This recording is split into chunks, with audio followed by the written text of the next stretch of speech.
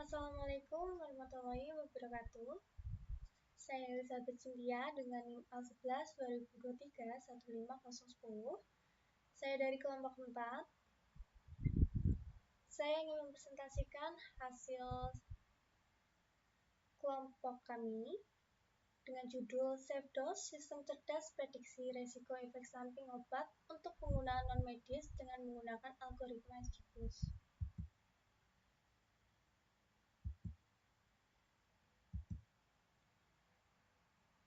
Untuk latar belakang yang kami ambil adalah karena efek samping obat yang tidak diinginkan seringkali menjadi masalah serius dalam praktik kesehatannya. Misalnya, seorang pasien yang mengonsumsi obat flu tanpa resep dokter dapat mengalami ruam kulit parah atau sesak nafas setelah beberapa hari. Kasus semacam ini kerap terjadi terutama di kalangan masyarakat yang belum memahami risiko penggunaan obat secara mandiri. Efek samping obat atau adverse reaction merupakan reaksi berpotensi membahayakan pasien, dan meskipun tidak bisa sepenuhnya dihindari, risiko ini dapat ditekan dengan mengenali faktor-faktor risikonya secara dini. Oleh karena ini, diperlukan pendekatan berbasis data yang mampu memberikan prediksi risiko yang akurat guna meningkatkan keselamatan pasien.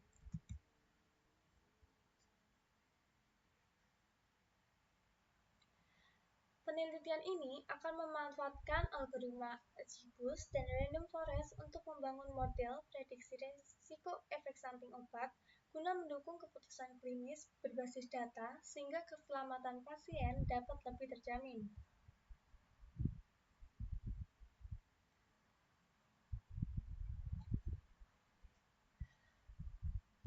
Penelitian ini dibatasi pada pengembangan model machine learning menggunakan algoritma Random Forest dan SGBUS untuk memprediksi risiko efek samping obat. Evaluasi performa model difokuskan pada metrik akurasi, sensitivitas, dan area underserved. Data yang digunakan merupakan data sekunder yang telah diproses sebelumnya. Sistem prediksi dikembangkan sebagai prototipe berbasis web tanpa melibatkan pengambilan keputusan klinis secara langsung.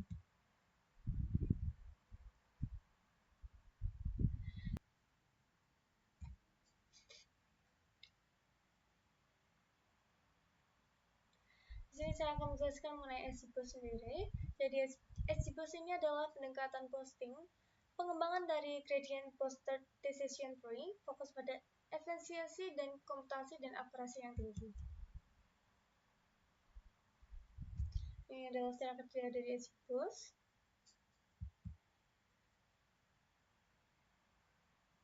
Untuk Random Forest sendiri merupakan algoritma ensemble learning berbasis decision tree yang menggunakan pendekatan Peking. Jadi, untuk meningkatkan akurasi dan stabilitas prediksi algoritma, ini membangun sejumlah pohon keputusan secara acak, kemudian menggabungkan hasil prediksi dari masing-masing pohon untuk menentukan keputusan akhir baik melalui voting mayoritas maupun rata-rata. Ini adalah cara kerja dari Random Forest.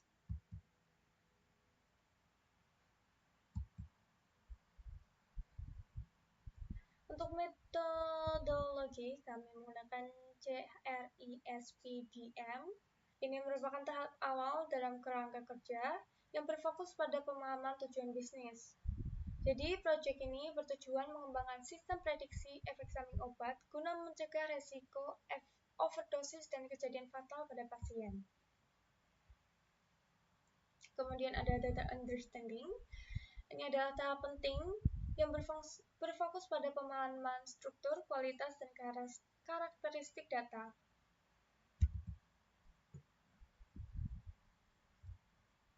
Kemudian ada data preparation, bertujuan menyiapkan data berkualitas tinggi untuk proses pemodelan. Langkah awalnya adalah seleksi atribut, kemudian dilakukan penanganan missing value, kemudian data dikategorikan dikonversi ke bentuk numerik, dan tahapan ini juga mencakup pembagian data menjadi training dan testing set untuk memastikan evaluasi model yang objektif dan generalisasi yang baik. Proses ini sangat krusial dalam menjamin akurasi dan reliabilitas model pada tahap berikutnya. Ini selanjutnya ada modeling dan evaluation. Jadi modeling ini dilakukan dengan menerapkan dua algoritma klasifikasi utama, yaitu XGBoost dan Random Forest.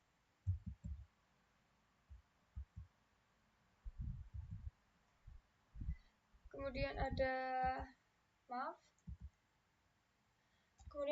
evaluasi. Model dilakukan dengan beberapa metrik untuk memastikan performa prediksi yang akurat, terutama dalam konteks data multi-label dan tidak seimbang. Kemudian ada deployment. Ini adalah rangka yang memfasilitasi implementasi dan pemanfaat model prediksi oleh pengguna. Peneliti menggunakan Threadmill, yaitu sebuah framework berbasis Python yang dirancang khusus untuk membangun antarmuka web secara cepat dan efisien. Dibandingkan dengan framework lainnya, seperti Flash, Threadmill memiliki keunggulan dalam hal kesederhanaan sintaks dan kemudian integrasi dengan model machine learning sehingga sangat mendukung kebutuhan pengembangan aplikasi prediktif dalam penelitian ini.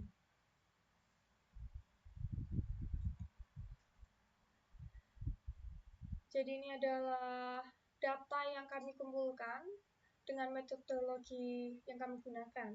Jadi untuk business understanding, jadi model ini dikembangkan untuk mendukung sistem peringatan dini di sekitar kesehatan sehingga tenaga medis dapat mengambil keputusan yang lebih tepat sebelum obat diberikan kepada pasien. Secara luas, sistem ini diharapkan mampu memberikan resiko efek samping yang membahayakan, meningkatkan keselamatan pasien, serta memberikan kontribusi terhadap peningkatan kualitas layanan dan efisiensi dalam dunia medis. Kemudian ada data understanding. Jadi ini adalah penelitian melakukan eksplorasi mendalam terhadap dataset guna memahami struktur, karakteristik, serta kualitas data yang akan digunakan dalam membangun model prediksi efek samping obat. Jadi fokus utamanya adalah mengidentifikasi atribut-atribut seperti jenis kelamin, usia, nama obat, dosis, dan riwayat alergi. Jadi kami menggunakan 1429 entry dengan 5 fitur utama serta 10 label efek samping yang paling sering muncul. Jadi itu sebagai target dalam pemodelan klasifikasi multi-level. Berikut adalah korelasi umur, dosis, gender, dan efek samping.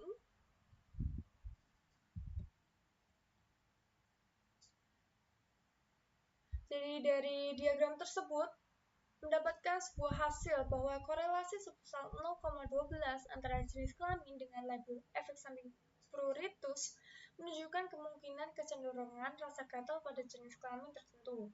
Kemudian korelasi sebesar 0,11 antara dosis obat dan disease yang mengindikasikan peningkatan risiko pusing sehingga dengan meningkatkan dosis.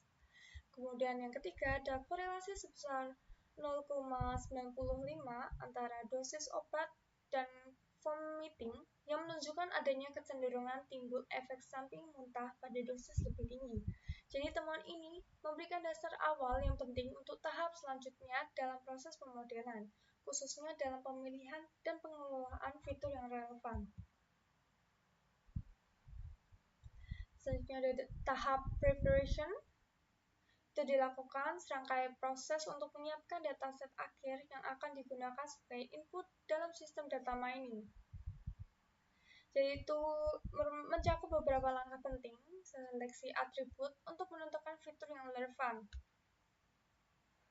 Ini bertujuan untuk memastikan bahwa data yang digunakan dalam pemodelan sudah dalam format yang bersih, terstruktur, dan siap diolah oleh algoritma machine learning secara optimal. Jadi ada ringkasan hasil evaluasi model yang diperoleh. Jadi model XGBoost akurasinya itu 0,89, sedangkan Random Forest 0,86.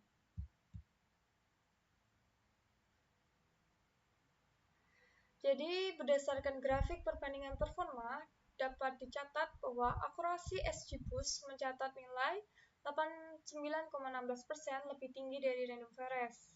Sedangkan untuk presisi, XGBoost juga memperoleh 93,69%, jadi lebih tinggi daripada Random Forest. Kemudian recall, XGBoost mencetak 92,44%, lebih unggul dari Random Forest, yang kemudian ada tahapan F1 score. Kombinasi presisi dan recall menghasilkan sebesar 93,6% pada XGBoost, lebih tinggi daripada Random Forest. Dengan hasil evaluasi tersebut, XGBoost dipandang sebagai algoritma yang paling optimal untuk digunakan dalam model prediksi efek samping obat. Presisi dan recall yang tinggi memungkinkan model ini berkontribusi secara signifikan dalam mencegah risiko efek samping serius dan meningkatkan keselamatan pasien. Untuk selanjutnya ada deployment, importing library Streamlit.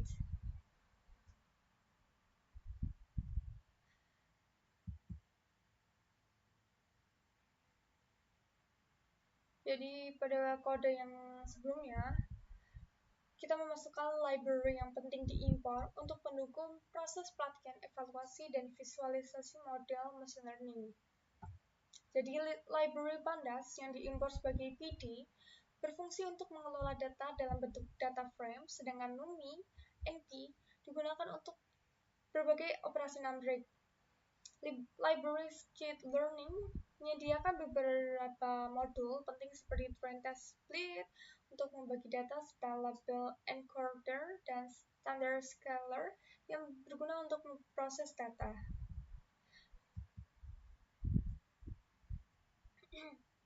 Kemudian ada word mode,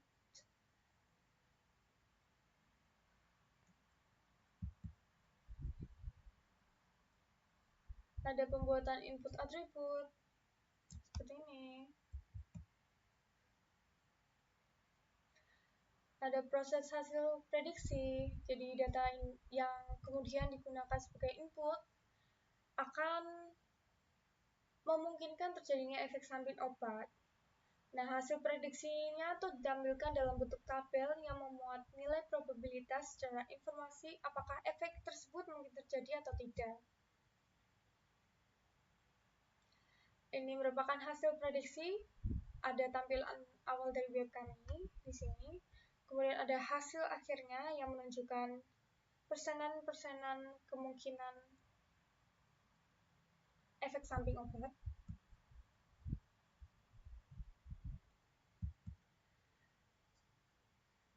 Jadi penelitian ini berhasil mengembangkan sistem cerdas bernama SafeDose untuk memprediksi risiko efek samping obat bagi pengguna non-medis. Menggunakan algoritma XGBoost dan Random Forest dengan mengikuti tahapan TRIPS-DM, sistem dibangun dari analisis kebutuhan hingga implementasi berbasis web menggunakan Streamlit. Jadi model ini dilatih dataset berisi 1429 data, 5 fitur utama, dan 10 label efek samping. Hasil evaluasinya menunjukkan bahwa XGBoost unggul dengan akurasi 89% dan macro F1 score 93%, serta performa stabil pada data multilabel yang tidak seimbang. Sistem ini berpotensi menjadi alat bantu preventif dalam pengambilan keputusan penggunaan obat serta berkontribusi pada peningkatan keselamatan pasien dan efisiensi pelayanan kesehatan. Selanjutnya saya akan membahas mengenai codingan tim kami. Yang pertama ada XGBoost model. Pertama kita mengimport library seperti pada PPT, kemudian load data, kita mengambil data, memasukkan data, kemudian menambahkan fitur yang perlu ditambah seperti umur, jenis kelamin, dosis, serta alergi. Kemudian kita encode kolom kategorial, mengambil top 10 efek samping, mendefinisikan X dan Y dari 10 label, kemudian kita split dataset, kita membagi dataset, to scaling, dari train dan test, kemudian train XGBoost multilabel, memprediksi probabilitas, kemudian mencari threshold optimal per label. Nah, setelah dicari, nanti akan muncul final prediksi pakai threshold optimal. Kemudian kita mengevaluasi XGBoost, akurasinya berapa, makro F1 skornya berapa, klasifikasi reportnya berapa. Kemudian kita lanjut ke confusion metric plot. Kita ambil contoh dari label pertama.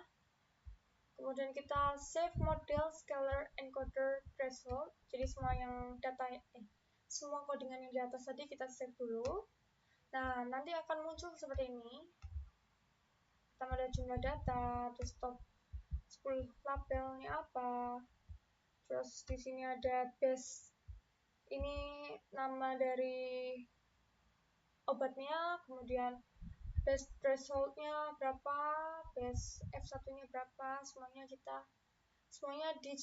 dimunculkan. Kemudian di sini ada dari 10 label itu, di sini ada 10 label kan. Ini memunculkan report semuanya dari precision, recall, F1 score, dan support. Dan nanti akan muncul mikro, makro, weight, samples. Dan ini akan confusion metric for nausea. Jadi untuk obat nausea, nanti akan muncul matriksnya seperti ini. Actual dan prediksi. Ini kita sama seperti tadi, import, pilih data, pilih target efek samping.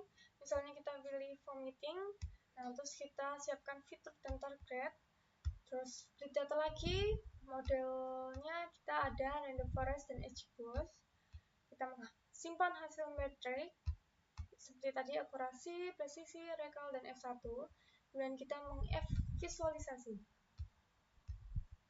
Kita menambahkan label per persen di ujung bar. Nanti akan muncul seperti ini, perbandingan akurasi model dari XGBoost dan random forest, perbandingan presisi model, kemudian ada perbandingan recall model, perbandingan F1 model.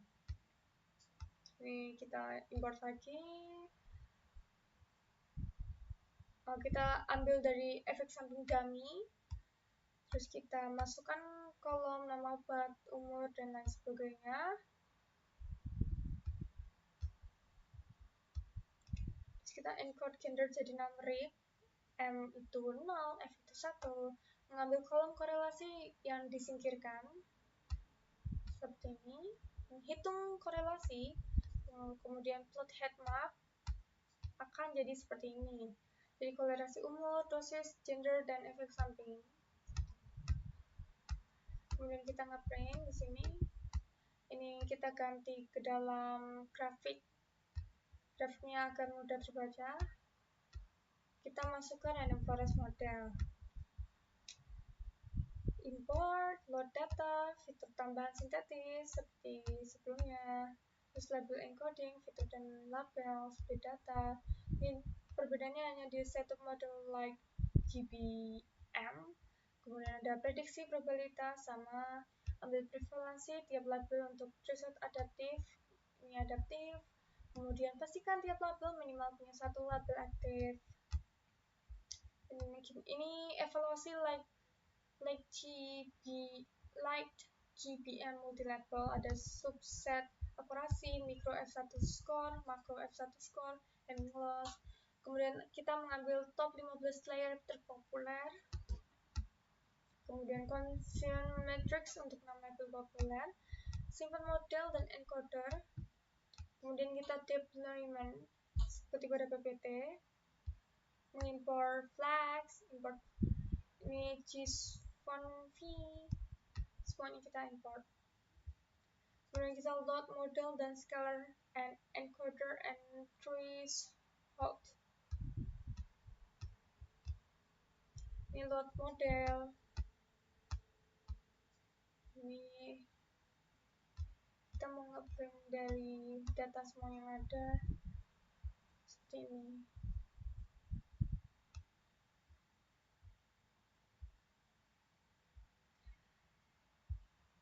Jadi sekiranya dapat saya presentasikan, saya minta maaf apabila saya terdapat kesalahan dalam berbicara.